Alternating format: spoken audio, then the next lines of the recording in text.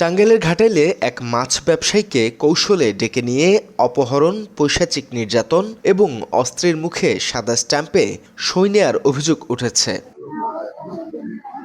না ছিল কোনো শত্রুতা, না ছিল পূর্ব সতর্কবার্তা। মৎস্য অফিসের লোক আসার নাম করে গত 14 মার্চ বাড়ি থেকে ডেকে নেওয়া হয় উপজেলার ডাকাতিয়া গ্রামের মাছ ব্যবসায়ী অভিলাষ চন্দ্র বর্মনকে। কিন্তু খামারে পৌঁছা মাত্রই বদলে যায় দৃশ্যপট।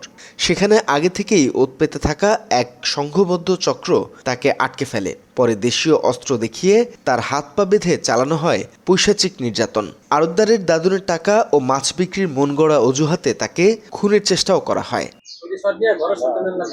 পৈশাচিক মারধরের পর তাকে বাধ্য করা হয় অলিখিত স্ট্যাম্পে সই করতে, এমন অভিযোগ করেন অভিলাষ চন্দ্র। স্যার আসবো, আপনি একটা কথা কয়ে যাবেন না, ওই কয়ে ঘরের ভিতরে নিয়ে আটকাইয়া আমারে 5 লক্ষ করে দাবি করছে। পিস্তল বাই করছে, কিরিজ বাই করছে, আন্দা বাই করছে।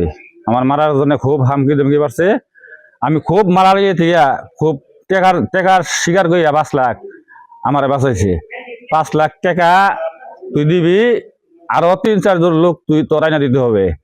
তুই আইনা দিয়া তোর ক্যাপাসিটিতে তুই কি বলে যাবি, হ্যাঁ তোর ক্যাপাসিটিতে যাইতে হবে। আর তারপরে আমারে গাড়িতে উঠাইলো, ইয়াবা দিয়া ছবি উঠাইলো, ইয়াবা দিয়া আর স্ট্যাম্পে হইলো ডেলা নিল, আমার স্টিপ নিল হাতে। মামলা হলেও আসামি গ্রেপ্তার না হওয়ায় নিরাপত্তা নিয়ে শঙ্কিত অভিলাষ। তারপর লোকজন উঠাইলাম, তারপরে বাইক যাওয়ার পরেও 3বার স্যার টাকার জন্য ফোন দিছ ওরা, টাকা দিলি না জীবন হারাইলি, মানুষ জানাজানি করলি জীবন হারাইলি, টাকা দিলি না, কদিন থাকবি বলাইয়া, কদিন লোক দূরে থাকবি, এইরকম মেলা হুমকি দামকি পাচ্ছে স্যার। এই ঘটনার পর জেলেপাড়ায় ছড়িয়ে পড়েছে আতঙ্ক। প্রকাশ্যে এমন অপহরণ আর নির্যাতনে ব্যবসা চালিয়ে নিতে সন্দিহান এলাকাবাসী। পুলিশের ভূমিকা নিয়েও প্রশ্ন তোলে তারা। আমার ছোট ভাই আপনাকে ইফতারের সময় ফোন করে নিছে, ফোন করে নিলি পরেই ও হইলো কইছে মৎস্য সমিতিতে এরা লোকাবো, আমার হইলো নগে একটা কথা কয়ে যাবেন গা আপনি, এই কয়ে নিলি পরেই আয় তখন 11টা বাজে 1টা বাজে ছাড় দেয় নাই। হুমকি মেলা পিস্তল ধরছে, ছুরি ধরছে, অনে বাইরে একটা বাড়তে আইছে। আমার যাই বলছে যে এলো একজন লোক যে ডেকে নিল, সে তো এখন আসলো না যে এখন মনে করেন যে 10টা 11টা বাজে, এখন 12টা বাজে। 12টার সময় আমাকে আমার যাই ডাকা তুলছে যে কল্পবাপে যে এখন আসলো না, তাহলে এলো এখন যে দীপাল আর সত্যবান আসছে, তাহলে ওরা যে টাকা চাইতেছে, তাহলে আমাকে এলো 50,000 টাকা দেন। আমি 50,000 টাকা দিচ্ছি আমার যাইকে। দেওয়ার পরে আর আমার দীপাল ভাইগনায় সে 3 লাখ টাকা জোগাইছে। আমরা সর্বমোট 4 লাখ টাকা জোগাড় করে ফেলেছি। সে বলছে 15 মিনিটের মধ্যে 5 লাখ টাকা দিতে হবে আমাদের, যে 5 লাখ টাকা আমাদের দিতে হবে। তুই যদি আমাদের টাকা না দেস, তোর জীবন আমি আজকে শেষ করে দিব। তার কাছে অনেক টাকা দাবি করছে। টাকা দাবি করার বাদে তারা স্ট্যাম্পে সিগনেচার রাখছে। তার বাদেও আমরা একটা মামলা করছি। হ্যাঁ, মামলায় এখনো কোনো আসামি ধরা পড়তেছে না। তারা এমন কোনো কাজ তারা না পারে না প্রশাসন। তারা যে ইচ্ছা করে 24 ঘন্টা লাগবে না আসামি ধরতে।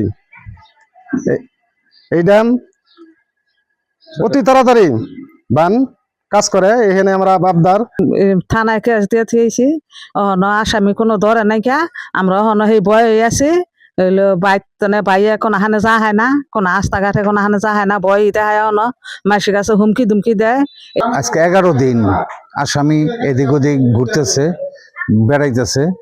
তারা রাজনীতি হলো তা করে, মানে শেল্টার, এইটা হলো তাদের ভাষা যে রাজনীতি আমরা রক্ষা করব। কেরা কি করতে পারবো আমরা। এই ঘটনায় আজিমউদ্দিন সহ 4 জনের নাম উল্লেখ করে থানায় মামলা করেছেন ভুক্তভোগী। তবে মামলা হওয়ার পর থেকেই পলাতক প্রধান অভিযুক্ত। এদিকে মামলার কথা জানিয়ে আসামিদের গ্রেপ্তারের চেষ্টা চলছে বলে জানিয়েছে পুলিশ। মামলা হওয়ার পরে আমরা এই ব্যাপারে যে যারা অভিযুক্ত আমরা তদন্ত করছি এবং তাদের গ্রেপ্তারের ব্যাপারে আমরা অভিযান পরিচালনা করছি। আসামি পলাতক থাকায় তাদেরকে গ্রেপ্তার করা সম্ভব হয়নি। এ ব্যাপারে তদন্ত অব্যাহত আছে এবং গ্রেপ্তারি তৎপরতা অব্যাহত আছে। গ্রেপ্তার হবে আসামিরা, শাস্তি নিশ্চিত হবে অপরাধীদের, স্বস্তি ফিরে আসবে জেলে পল্লীতে, এমনটাই প্রত্যাশা সকলের। তথ্যচিত্রে আতিফ রাসেল, বাংলা এডিশন।